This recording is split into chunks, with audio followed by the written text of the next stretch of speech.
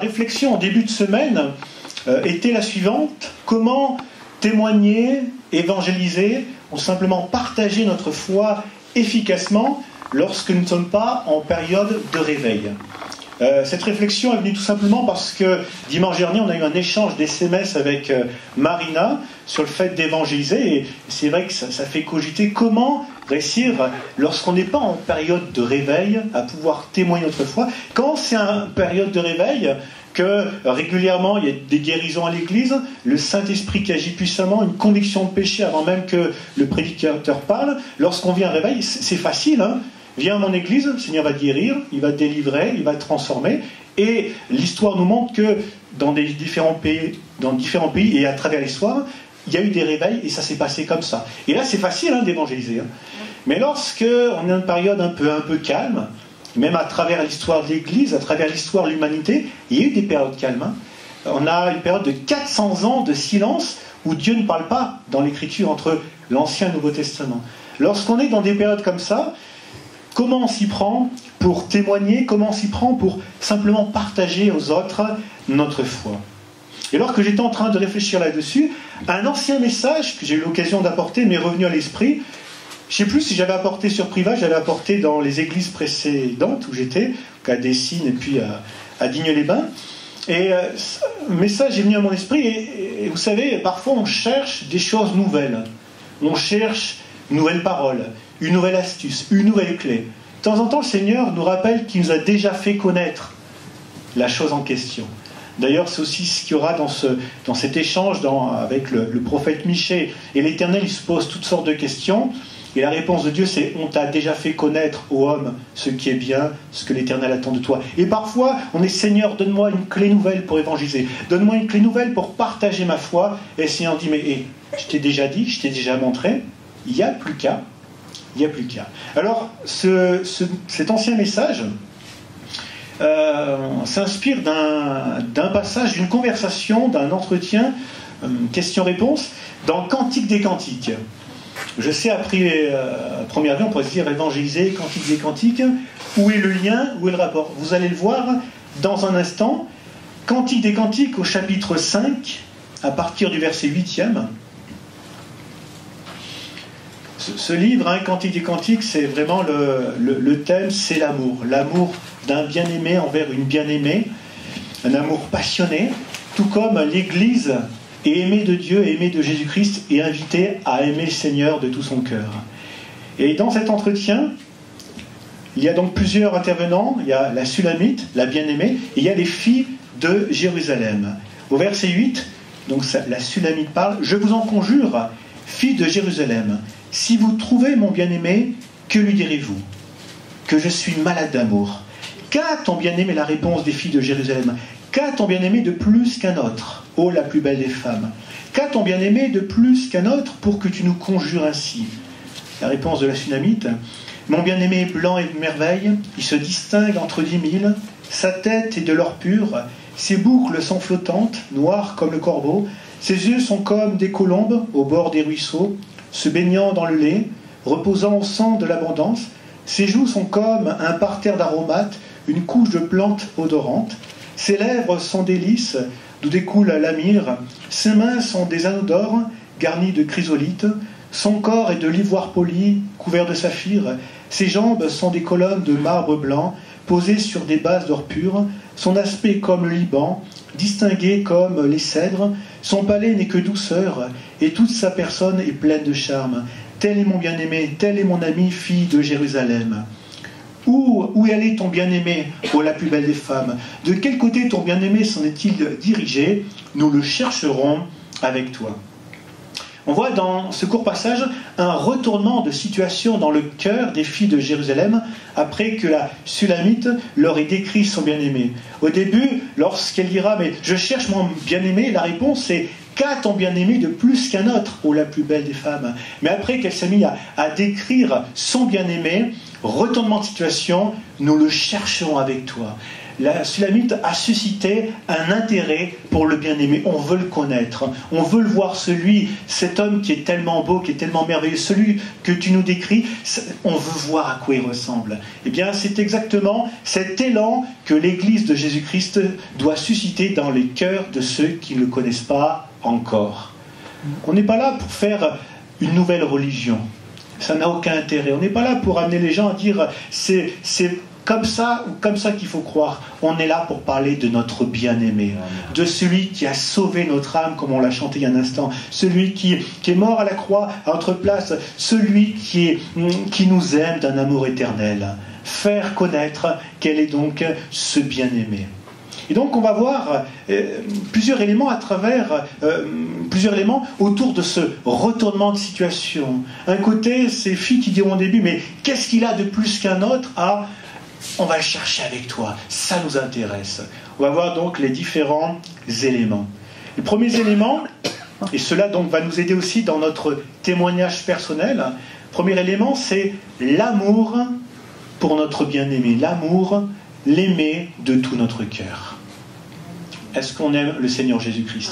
Amen. On sait qu'il nous a aimé le premier, mais nous, est-ce que nous l'aimons de tout notre cœur? J'aime cette parole de la Sulamite qui dira que je suis malade, complètement malade. Non, je suis malade d'amour. Je suis malade d'amour. C'est beau ça, on dirait la passion de deux jeunes fiancés, ils sont fous, remplis d'amour l'un pour l'autre. Amen. Il y en a qui croient encore à l'amour ou il n'y a que des gens blasés devant moi? Non, ça va? Alléluia. Ça me rappelle une anecdote, je ne sais pas si je l'ai dit, certainement. C'était deux jeunes amoureux en train de s'écrire, de correspondre, et là le monsieur très poète lui envoie des lettres enflammées, pas littéralement parce que c'est dangereux, mais des lettres remplies de sa passion, et puis à la fin il dira allez, on se voit samedi, bon, à moins qu'il pleuve, parce que s'il pleut je ne vais pas sortir prendre la pluie. Moi je pense que quand on est passionné, mais même s'il y a un déluge, mais on va vers notre bien-aimé, c'est vrai ou pas? Oui. Alléluia, je suis malade d'amour. Nous sommes invités à être remplis de cet amour, aimer Dieu de tout notre cœur, aimer Jésus de tout notre cœur. Nous sommes invités à être passionnés de Jésus. Vous savez que les gens passionnés sont passionnants et ils communiquent quelque chose de leur passion. Et la meilleure manière d'évangéliser, c'est de témoigner, c'est pas une méthode, c'est d'aimer Jésus de tout son cœur. Amen. Alléluia. Le premier commandement qui s'applique à Dieu le Père, mais qui s'applique donc aussi à Jésus-Christ, parce que Jésus est Dieu, il est de la même nature, c'est tu aimeras ton Dieu de tout ton cœur, de toute ton âme, de toute ta force. Certains pourraient dire, mais comment par un commandement on peut aimer? On ne peut pas nous commander d'aimer quelqu'un, c'est pas possible. Peut-être, mais en même temps, c'est tellement pas difficile d'aimer Jésus, il est tellement parfait. Amen. C'est pas, il y en a, ils sont difficiles à aimer, hein. Non, je vise personne, hein. Ne sentez pas comme ça visé. Il y en a, ils sont pas évidents, ils ont un caractère un peu compliqué parfois, non? On doit aimer notre prochain comme soi-même, mais c'est pas toujours évident. Mais c'est pas le cas de Jésus, il est parfait, il est vraiment digne d'être admiré. Le psaume 45 verset 3, un verset qu'on peut dire prophétique, qui parle de Jésus-Christ, même si c'était presque 1000 ans avant que Jésus vienne sur la terre. Il nous est dit, tu es le plus beau des fils de l'homme, la grâce est répandue sur tes lèvres, c'est pourquoi Dieu t'a béni pour toujours. Jésus, il est beau, il est beau dans le sens qu'il est magnifique, admirable, extraordinaire, il est merveilleux. Et c'est la conséquence non pas de traits particulièrement fins, mais c'est la conséquence de l'état de son cœur. Il est beau parce qu'il est bon, parce qu'il est fidèle, parce qu'il est patient, parce qu'il est pur, parce qu'il restaure des vies comme personne. Amen. Il est magnifique, tu es le plus beau des fils de l'homme. C'est vraiment la conséquence de sa bonté, de sa manière aussi dont il va restaurer une vie. C'est beau l'œuvre qu'il fait le Seigneur, hein. D'ailleurs, lorsqu'on voit la création, c'est magnifique, hein. Ça nous montre à quel point le Créateur est bon et qu'il a bon goût. Le Seigneur fait des choses merveilleuses. L'aimer de tout notre cœur. Mais aussi, c'est un petit peu la suite, c'est en lien avec, c'est avoir les yeux sur lui, avoir les yeux sur Jésus. Vous savez que le but du diable, c'est de nous amener à nous détourner de Jésus-Christ et de nous détourner du Seigneur, et finalement il utilise tous les moyens possibles et imaginables pour y arriver, pour nous détourner de Jésus-Christ, pour qu'on ne regarde plus à Jésus-Christ mais qu'on regarde ailleurs. Les soucis, les doutes, l'intimidation, les tentations, les préjugés et bien de choses encore ont le but de nous détourner. Le diable, c'est comme un magicien, un illusionniste. Il détourne l'attention pour faire son petit tour de magie. Et finalement, au-delà de ce que cherche à faire l'ennemi, c'est quoi? C'est de nous détourner du Seigneur Jésus-Christ. C'est de nous détourner. Et il est fort là-dessus. Alors le conseil du Seigneur, veiller et prier, est tout à fait appliqué dans ce cas-là. Nous sommes invités à veiller à avoir les yeux fixés toujours sur Jésus-Christ. Pourquoi? Parce que aimer et avoir les yeux sûrs, ce sont deux choses qui vont ensemble. Plus j'aime Jésus, et plus je le contemple et je l'admire. Et plus je le contemple et l'admire, plus je l'aime. Amen. Ça va ensemble. Ça va ensemble. Mais c'est vrai dans les relations humaines. Plus j'aime mon épouse, plus je la regarde, et plus je la regarde, plus je trouve qu'elle est magnifique. Vous savez, j'ai entendu quelque part que le mariage ou le couple, c'est regarder dans la même direction. Ouais, bon, il faut se regarder aussi un peu de temps en temps, non? Non? Sinon, on risque d'avoir un choc, au bout d'un moment, tu as changé. Tu as pris des... Non, on va pas dire. Vous avez l'esprit quand même mal tourné. Important, bien sûr, on regarde dans un couple, on regarde dans la même direction, mais aussi, on se regarde l'un l'autre. Et on apprécie le cadeau que le Seigneur nous a accordé, quelqu'un qui marche à nos côtés, quelqu'un qui nous épaule, quelqu'un qui nous encourage. Alors c'est vrai pour les personnes, c'est vrai aussi pour les choses en général. Ce que l'on regarde, on l'aime, ce qu'on l'aime, on le regarde, le sport, les films d'action ou autres, les personnes, c'est vrai donc pour Jésus. Plus je le regarde, plus je le contemple, plus je l'aime. Plus je l'aime, plus je le regarde et je le contemple, et plus je l'aime. Mais l'inverse existe aussi. Moins je regarde, moins je contemple, moins j'aime. Moins j'aime, moins je regarde. Moins je regarde, moins j'aime, etc., etc. C'est vrai pour les personnes, c'est vrai aussi pour le Seigneur. Comment des personnes ont pu, alors qu'ils ont vécu des choses incroyables avec Dieu, des guérisons, des délivrances, comment ont-ils pu mettre vraiment Dieu de côté? Parce qu'au bout d'un moment, ils se sont laissés détourner de l'ennemi, ils n'ont un peu moins regardé le Seigneur. Et un peu moins le regardant, on l'aime un petit peu moins. Et puis on le regarde un petit peu moins, etc., etc.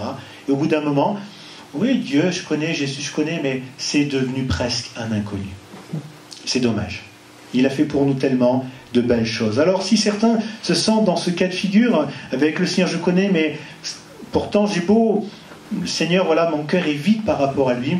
Je crois que nous sommes au bon endroit, au bon moment, pour dire, Seigneur, viens rallumer la passion. Amen. Je vais être un passionné de Jésus encore à nouveau. Amen. Amen. Et le Seigneur le fera si je crie à lui de tout mon cœur. Je reviens donc sur ce retournement en situation vis-à-vis des filles de Jérusalem. On diront, qu'à ton bien-aimé de plus qu'un autre, ô la plus belle des femmes, et puis nous le chercherons avec toi. Ça suscite encore d'autres réflexions. Notre réflexion encore, c'est bien déterminer le but de notre témoignage.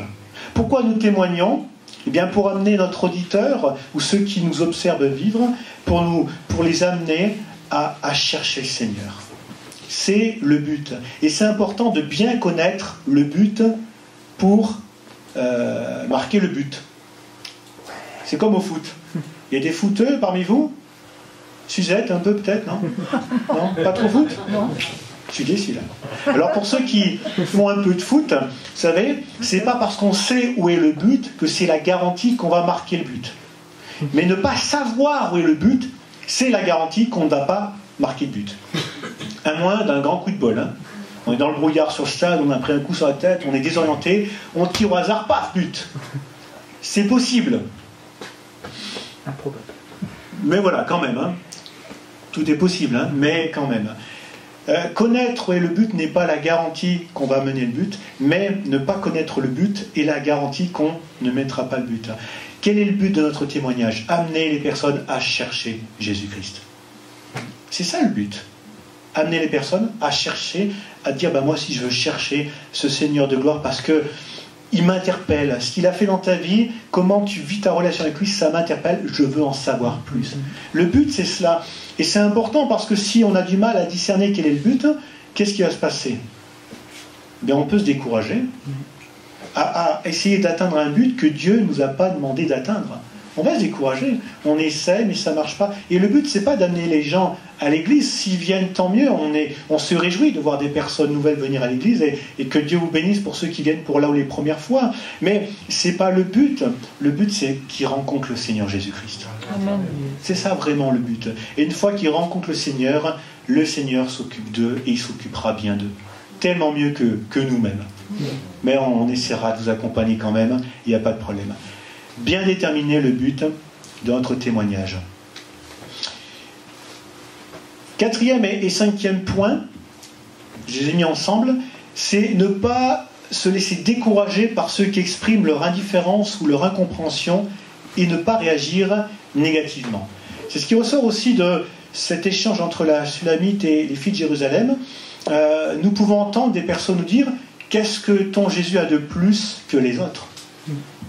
Alors, je ne sais pas ce que ça vous fait, vous, mais lorsque on aime quelqu'un vraiment, vraiment tout son cœur, et qu'il est dénigré par d'autres, parfois, ça nous fait un petit quelque chose. Ou pas. Si, quand même. Si on dit du mal de votre épouse, de votre époux, de vos enfants, mesdames, on dit du mal de vos enfants, avouez ça, ça réveille la tigresse en vous, non? Oui, là je savais que ça allait parler.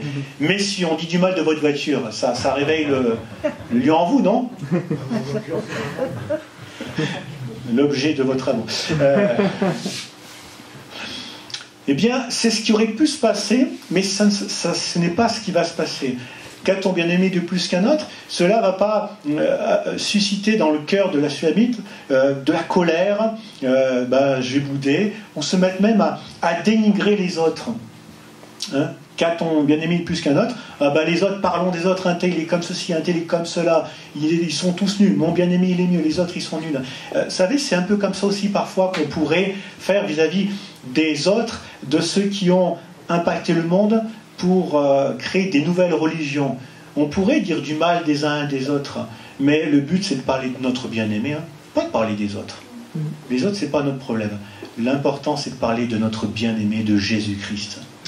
Et parfois, vous savez, on nous pose la question, c'est quoi la différence entre votre église et le catholicisme ou notre religion? Mais j'ai presque envie de dire, mais moi je préfère parler de ce que je connais. Et celui que je connais, c'est Jésus-Christ. C'est celui qui a sauvé ma vie. C'est celui qui a sauvé mon âme. Celui qui m'a montré que j'étais précieuse pour lui. Les autres, ça ne m'intéresse pas. Je vais parler de celui que j'aime. Là, j'espérais un grand amen, mais même pas, c'est pas grave. Alors, ne pas se laisser décourager. Ne va pas se laisser décourager devant cette remarque. Qu'a ton bien-aimé de plus qu'un autre?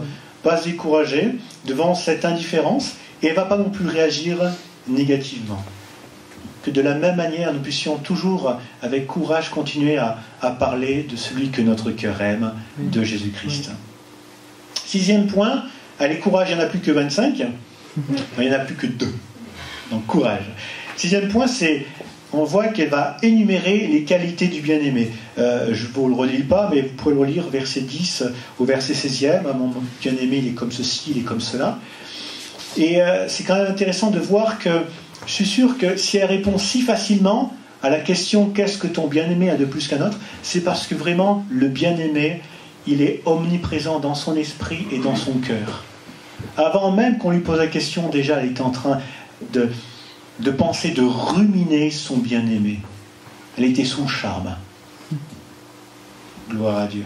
Et nous sommes invités de la même manière à voir notre esprit bien occupé de bonnes choses. Philippiens 4, 8 et 9 nous dit: on reste frères et sœurs, que tout ce qui est vrai, tout ce qui est honorable, tout ce qui est juste, tout ce qui est pur, tout ce qui est aimable, tout ce qui mérite l'approbation, ce qui est vertueux et digne de louange, soit l'objet de vos pensées. Ce que vous avez appris, reçu, entendu de moi, ce que vous avez vu en moi, pratiquez-le, et le Dieu de paix sera avec vous. Il me semble que celui qui correspond à ces différents éléments, c'est Jésus-Christ, parce qu'il est vrai, il est honorable, il est juste, il est pur, il est aimable, il mérite l'approbation, il est vertueux, il est digne de louange, il mérite d'être l'objet de nos pensées. Amen. Et on voit qu'elle va énumérer les qualités du bien-aimé parce que il est tellement présent dans son cœur, dans son esprit, son bien-aimé. Est-ce que Jésus est présent dans notre cœur et dans notre esprit? Est-ce qu'il est? Ou est-ce que Jésus, c'est un petit peu le dimanche matin, si j'arrive à me lever de mon lit, sinon tellement pris par une infinité d'autres choses? Il mérite vraiment d'être l'objet de nos pensées. Amen. Et puis, un dernier point, être crédible. Elle est crédible, la Sulamite. Les filles de Jérusalem seront d'abord sceptiques concernant le bien-aimé, vu qu'ils lui diront, mais qu'est-ce qu'il a de plus qu'un autre? Mais, à leurs yeux, à elle, la Sulamite, elle est crédible. Ils diront d'elle, ô la plus belle des femmes. Alors il y a, vous savez, la beauté physique, mais il y a aussi et surtout, celle qui compte, la beauté intérieure. La beauté intérieure, la beauté du cœur, la beauté de l'âme. Et entre ces deux beautés, vous savez, il y a des similitudes. L'un comme l'autre, c'est un don. On ne choisit pas d'être beau, hein. Il y en a même qui le subissent. J'ose ou j'ose pas? Allez, tu m'en voudras pas. C'est mon grand qui... C'était en primaire, je crois, une fois il revient à l'école en disant « C'est dur d'être un beau gosse, toutes les fois qu'on court après. »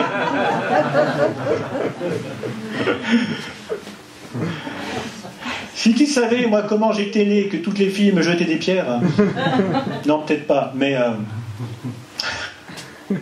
Vas-y, plains-toi. Alors l'un comme l'autre, c'est un don, mais l'un comme l'autre, ça s'entretient. La beauté intérieure comme la beauté physique, ça s'entretient. En Christ, nous recevons une beauté. La Bible nous dit que si quelqu'un est en Christ, il est une nouvelle création. Les choses anciennes sont passées, toutes choses sont devenues nouvelles. Toutes ces choses qui venaient avilir, laidir notre âme, eh bien, le Seigneur s'en occupait. Vous savez, quelqu'un parfois, parce qu'il est fatigué, parce qu'il est les fardeaux, les soucis, la colère, ça fait faire des rides, les soucis, ça fait faire des rides, hein, etc. Mais lorsqu'on s'approche du Seigneur, il y a un lifting. C'est vrai, hein? On devient beau parce que le Seigneur vient restaurer, le Seigneur vient guérir. Si quelqu'un est en Christ, il est une nouvelle création. Et ils sont beaux, les chrétiens. Amen. Ceux qui marchent avec Jésus-Christ, ils sont beaux. Peut-être pas physiquement, mais comprenez, il y a une beauté intérieure. Parce que le Seigneur s'est occupé d'eux. Amen. Mais il y a un ennemi commun entre la beauté naturelle et la beauté spirituelle, c'est le laisser aller. Prenez quelqu'un de très beau, de très belle, mais qui ne se coiffe pas, qui dort mal, qui mange mal, qui ne se lave pas. Même s'il y avait un don naturel, mais il perd ce don. Et si je ne m'entretiens pas en regardant dans le miroir la parole de Dieu, si je ne m'entretiens pas de cette parole vivifiante qui est une source d'eau vive, si je ne m'entretiens pas, eh bien cette beauté que Dieu donne, la beauté de l'âme, elle flétrit, elle disparaît. Alors de temps en temps, se mettre devant le miroir de la parole, c'est bénéfique, c'est important. Alors vous allez peut-être me dire, mais c'est quoi le rapport entre la beauté et être crédible ? C'est quoi le lien? Eh bien, je vais faire travailler votre imagination. Vous connaissez tous Blanche-Neige. Oui. Bon, imaginez que la Sulamite ressemble à la sorcière Blanche-Neige. Vous visualisez? Et là, elle va voir les filles de Jérusalem. Ah, je cherche mon bien-aimé. Qu'est-ce qui se passe pour les filles de Jérusalem? Elles se disent, elles sont surprises. Toi, tu as un bien-aimé? Parce que t'es vilaine quand même. Elles ne vont pas le dire parce qu'elles sont polies, mais toi, tu as un bien-aimé. Oui, j'ai un bien-aimé. Alors, qu'est-ce qu'elles font? Elles vont imaginer le bien-aimé. Donc, vu qu'elle ressemble à une sorcière, le bien-aimé, il ressemble à Shrek. C'est cohérent. Hein, qui se ressemble, ça semble. Donc, si elle est vilaine, lui, il doit être vilain. Non, il est beau, il est magnifique. Ouais, ben, mon œil. T'es pas crédible. Comment un canon peut être avec une sorcière? Ça colle pas, ça matche pas. Et c'est en cela que, si nous voulons être crédibles dans notre témoignage, travaillons à ce que cette beauté intérieure soit vraiment présente. On n'est pas crédible si on parle de Jésus, il est beau, il est magnifique, il est merveilleux, il a toutes les qualités, et si nous, on est des véritables pestes. Ça ne marche pas, on va dire, mais c'est pas possible, c'est pas compatible. Comment l'amour de ta vie, comment ton bien-aimé peut être avec toi, quoi. C'est pas possible. Si nous voulons être crédibles, eh bien, il y a vraiment ce travail à... Merci Seigneur pour cette beauté spirituelle intérieure, mais aide-nous à ne pas nous laisser aller. et continuer à s'entretenir par la parole, par la prière, par le travail du Saint-Esprit. Et en plus, pour notre bien-aimé, eh bien, il le vaut bien. Amen. Il vaut bien qu'on puisse s'entretenir pour lui, pour être beau, belle, pour lui être agréable. Je conclus. C'est possible de voir chez nos contemporains ce retournement de situation, de voir des personnes d'abord indifférentes, voire qui ne comprennent pas qu'est-ce qu'il a de plus Jésus qu'un autre, c'est quoi. Il y en a tellement d'autres qui ont fait leurs preuves, qui ont la sagesse, etc., etc. Mais c'est possible de voir ce retournement de situation chez les plus sceptiques. Même si nous ne vivons pas un temps de réveil, c'est possible. Mais nous, on a bien sûr notre part à faire. Notre part, c'est aimer Jésus de tout notre cœur. Notre part, c'est d'avoir les yeux fixés sur l'excellence de Jésus-Christ. Notre part, c'est ne pas perdre de vue le but de notre témoignage. Amener les gens à chercher le Seigneur. Notre part, c'est de ne pas se laisser décourager et de ne pas réagir négativement. Notre part, c'est toujours être prêt à énumérer les qualités de notre bien-aimé. Notre part, c'est d'entretenir cette beauté spirituelle que le Seigneur nous a donnée afin d'être crédible et afin de lui plaire. Amen. Ce n'est pas un message nouveau, je disais en introduction, c'est un message pas ancien, mais je crois que ça reste toujours d'actualité. Je veux être crédible dans mon témoignage. Je veux que les gens se mettent à chercher le Seigneur. Eh bien, j'ai ma part à faire. Et pas simplement dans le faire, mais dans l'être. En étant le bien-aimé, en étant la bien-aimée du Seigneur et en l'aimant de tout notre cœur. On prie Seigneur quelques instants. Seigneur, merci pour ces quelques pensées qu'on a pu partager ensemble. Merci de nous aider à comprendre ces choses, à les mettre en pratique. Merci parce que cette relation que nous avons avec toi, c'est avant tout et c'est d'abord une histoire d'amour, la plus belle histoire d'amour que nous pouvions avoir, que nous pouvions expérimenter. Tu nous as aimés et en retour, eh bien, nous t'aimons encore imparfaitement, mais nous t'aimons quand même de tout notre cœur. Aide-nous à ne pas perdre de vue que c'est surtout cela, c'est surtout une histoire de cœur avec toi qui nous amène à pouvoir témoigner autour de nous. Si notre cœur s'est refroidi, si au bout d'un moment, eh bien, tu es devenu juste une relation, si il y a quelque chose qui a été comme cassé, comme coupé à cause du monde, à cause des attraits de ce monde, à cause de l'ennemi qui a réussi à nous détourner de l'excellence de Christ, te prions qu'en cette matinée, nos yeux à nouveau puissent se diriger vers toi, pouvoir eh bien, te contempler, pouvoir t'admirer, parce que quand on tourne les regards vers toi, on est rayonnant de joie. Donne-nous, Seigneur, de pouvoir à nouveau être rayonnant de joie, de voir combien ce Sauveur de gloire nous aime, combien il y a un plan merveilleux dans lequel il a pensé à chacun d'entre nous. Merci parce que tu nous prépares une place pour le ciel de gloire. Alors si les cœurs se sont refroidis, si on a abandonné notre premier amour, comme tu le reprocheras à l'une des églises dans l'Apocalypse, viens nous pardonner et donne-nous de pouvoir à nouveau t'aimer comme au premier jour. Et permets que nous puissions rallumer le feu et qu'ainsi ce soit le meilleur moyen de pouvoir rendre témoignage de cette relation de qui tu es à travers l'amour. Oui, nous voulons dire à ceux qui nous entourent, nous sommes malades d'amour parce qu'il est tellement merveilleux ce Sauveur. Il est tellement merveilleux ce Jésus. Nous ne pouvons pas faire autrement que de l'aimer de tout notre cœur. Il est merveilleux. Aide-nous Seigneur. Aide-nous Seigneur. Que le feu puisse reprendre et que nos yeux soient à nouveau fixés sur toi. Merci Jésus. Amen. Amen. Sois béni Seigneur.